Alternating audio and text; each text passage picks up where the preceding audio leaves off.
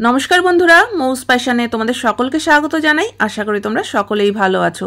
বন্ধুরা, আজ একটা টিপস ভিডিও নিয়ে চলে এলাম, আর আশা করি এই ভিডিওটা তোমাদের সকলেরই ভীষণ কাজে লাগবে। আমরা প্রত্যেকেই কিন্তু বাড়িতে এই ধরনের জলের বোতল ব্যবহার করি, সেটা প্লাস্টিকের হোক কিংবা মেটালের। আর এই জলের বোতলগুলো কিছুদিন ব্যবহার করার পরেই কিন্তু দেখবে যে জলের আয়রন বসে গিয়ে একটা বাজে দাগ বসে যায় ভিতরে, আর তার থেকে কিন্তু বোতলে একটা বাজে দুর্গন্ধ হয়ে যায়। দেখবে বোতলের মুখের দিকেও কিন্তু নোংরা জমে যায়। তো এরকম বোতলে জল খেতেও যেমন ভালো লাগে না, বা এই বোতলগুলো দেখতেও কিন্তু খুব বাজে লাগে। আর অনেক জায়গার জলেই দেখবে আয়রন খুব বেশি থাকে, তো খুব তাড়াতাড়ি কিন্তু বোতলগুলো নোংরা হয়ে যায়। আর এই বোতল পরিষ্কার করা কিন্তু ভীষণই ঝামেলার একটা ব্যাপার। যদি একটু বেশি নোংরা হয়ে যায় তখন কিন্তু দেখবে ব্রাশ দিয়ে ঘষেও সেই দাগ সহজে উঠানো যায় না, বোতলগুলো ভালো করে পরিষ্কারও হয় না। তো তখন হয়তো আমরা এই বোতলগুলোকে বাদ দিয়ে আবার নতুন বোতল কিনে আনি। তো চলো আজকে 3টে টিপস তোমাদের সঙ্গে শেয়ার করছি। আশা করি 3টে টিপসই তোমাদের কাজে লাগবে। তো তার মধ্যে যেটা তোমাদের সব থেকে বেশি ভালো লাগবে বা কাজের বলে মনে হবে সেটা কিন্তু তোমরা ফলো করতে পারো। তো বোতল পরিষ্কার করার প্রথম টিপসটা তোমাদের সঙ্গে শেয়ার করছি। তো দেখো, এখানে আমি একটা বোতল নিয়ে নিয়েছি। বোতলটা কিন্তু একটু বেশ নোংরাই হয়েছে। তো এই বোতলটা আমরা পরিষ্কার করব। নিয়ে নিয়েছি এক টুকরো পাতিলেবু। তো এই পাতিলেবুর রসটাকে কিন্তু টিপে বোতলের মধ্যে দিয়ে দিতে হবে। আর তারপরে লেবুর এই যে খোসাটা, এটাকে কিন্তু আমরা ফেলে দেব না, এই খোসাটাকেও কিন্তু এই বোতলের মধ্যেই দিয়ে দেব।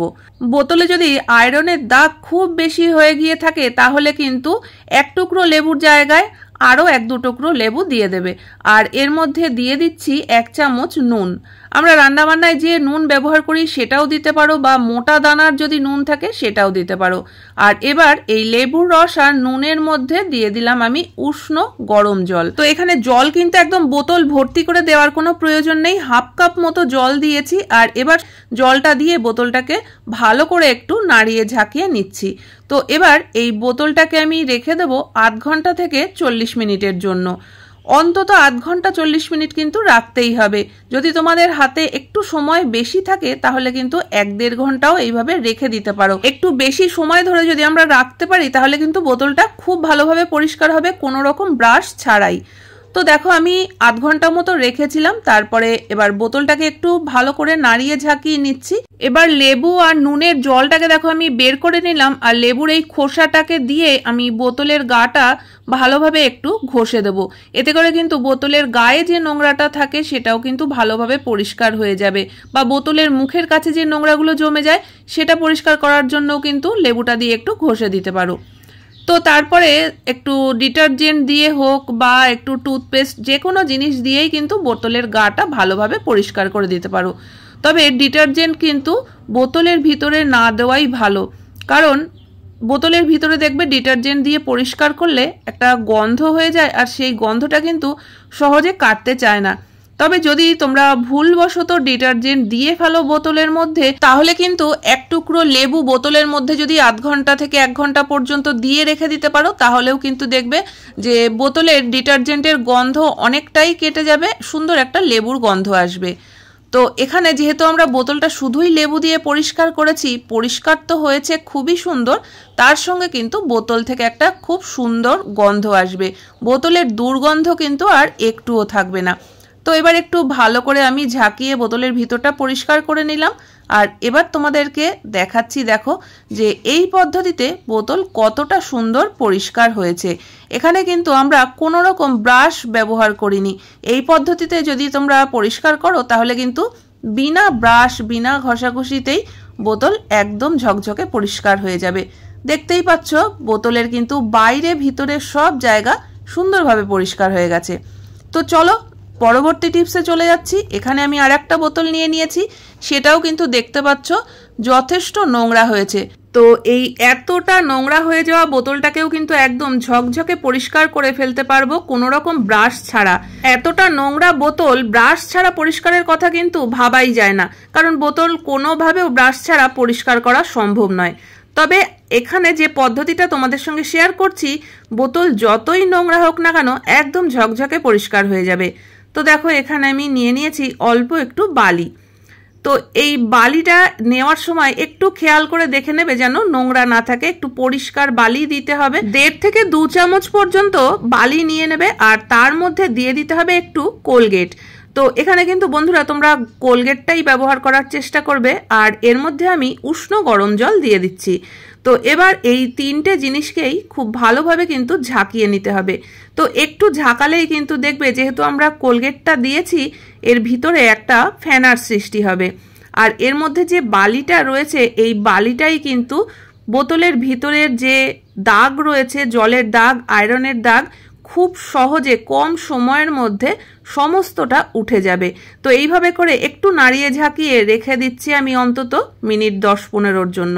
তো 10 মিনিট পর একটু বোতলটাকে ভালো করে ঝাঁকিয়ে নিলাম। আর এবার বোতলের মধ্যে যে জলটা রয়েছে বালির জল, সেটাকে আমি একটা আলাদা বাটিতে ঢেলে নিচ্ছি। ভুল করেও কিন্তু এটা সিঙ্কের পাইপের মধ্যে ঢেলে দেবে না, কারণ এই বালিগুলো কিন্তু গিয়ে পাইপটাকে জ্যাম করে দিতে পারে। তো আমি দুবার ভালো করে ধুয়ে বোতলের মধ্যে যতটা বালি ছিল আমি এই বাটির মধ্যে ঢেলে দিলাম। তো এবার দেখো আমি বোতলটাকে পরিষ্কার জল দিয়ে একটু ধুয়ে তোমাদেরকে দেখাচ্ছি। বোতলের ভিতরে যত দাগ ছিল, নোংরা ছিল, সেগুলো কিন্তু পরিষ্কার হয়ে গেছে।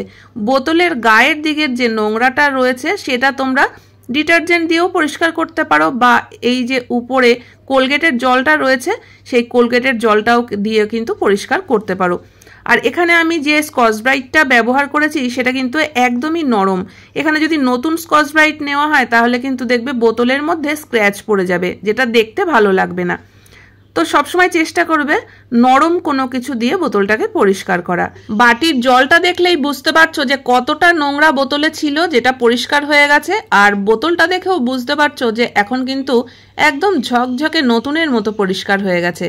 তো আশা করি ট্রিকটা তোমাদের কাজে লাগবে। পরবর্তী টিপসে চলে যাচ্ছি।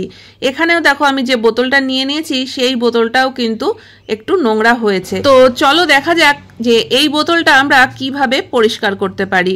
তো বন্ধুরা দেখো এখানে আমি নিয়ে নিয়েছি বেকিং সোডা। আমাদের রান্নাঘরে কিন্তু বেকিং সোডা সবসময়ই রাখা থাকে। তো এখান থেকে দেখো আমি অল্প কিছুটা 1/2 চামচের মতো বেকিং সোডা নিয়ে নিলাম। তো এটা আমি বোতলের মধ্যে দিয়ে দিচ্ছি। আর এবার এই বেকিং সোডার উপর থেকে দিয়ে দিতে হবে 1 চামচ মতো ভিনিগার। তো দেখো বেকিং সোডার উপরে ভিনিগারটা পড়ার সাথে সাথেই কিন্তু একটা রিয়াকশন শুরু হয়ে গেছে। তো এটাকে একটু নাড়িয়ে দিলাম। আর এবার এর মধ্যেও কিন্তু আমি একটু উষ্ণ গরম জল দিয়ে দেবো। প্লাস্টিকের বোতল পরিষ্কার করার সময় কিন্তু বন্ধুরা জলটাকে খুব বেশি গরম করা যাবে না। এটা কিন্তু অবশ্যই মাথায় রাখতে হবে, জলটা যেন একদম অল্প গরম হয়। আর এখানেও আমি 1/2 কাপ মতোই গরম জল দিয়েছি। তো এবার একই পদ্ধতিতে বোতলটাকে একটু ভালো করে ঝাঁকিয়ে এটাও কিন্তু রেখে দিতে হবে অন্তত 40-45 মিনিটের জন্য। হাতে সময় থাকলে আরও একটু বেশি সময় রেখে দিতে পারো। তাতে করে কিন্তু আমাদের বোতলটা খুব ভালো করে পরিষ্কার হয়ে যাবে। বোতলে যদি দুর্গন্ধ থাকে সেটাও কিন্তু কেটে যাবে। কোনো রকম ব্রাশ আমাদের ব্যবহার করার দরকারই পড়বে না। তো দেখো আমি 40-45 মিনিট রাখার পরে আবারও কিন্তু বোতলটাকে ভালো করে একটু ঝাঁকিয়ে নিচ্ছি। আর এবার এই জলটাকে ফেলে না দিয়ে এই জলটা দিয়েই কিন্তু বোতলের বাইরের দিকটা একটু ভালো করে ডলে দেবো হাত দিয়ে।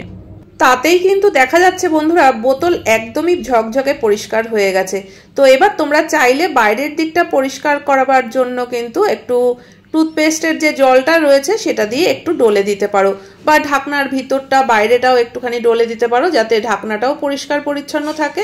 তো তারপরে জল দিয়ে ভালো করে ধুয়ে তোমাদেরকে দেখাচ্ছি। দেখো এই পদ্ধতিতেও কিন্তু দারুণ পরিষ্কার হয়েছে, দেখে কিন্তু মনে হচ্ছে একদম নতুন বোতল। তো এবার একদম ক্লোজ করে 3টে বোতলই তোমাদেরকে দেখাচ্ছি। দেখো তোমাদের কোন পদ্ধতিটা ভালো লেগেছে অবশ্যই কিন্তু কমেন্ট করে জানিও। ভালো লাগলে চ্যানেলটিকে সাবস্ক্রাইব করে পাশে থাকা বেল আইকনটাও অবশ্যই প্রেস করে দিও। তাহলে আজকের মতো ভিডিও এখানেই শেষ করছি।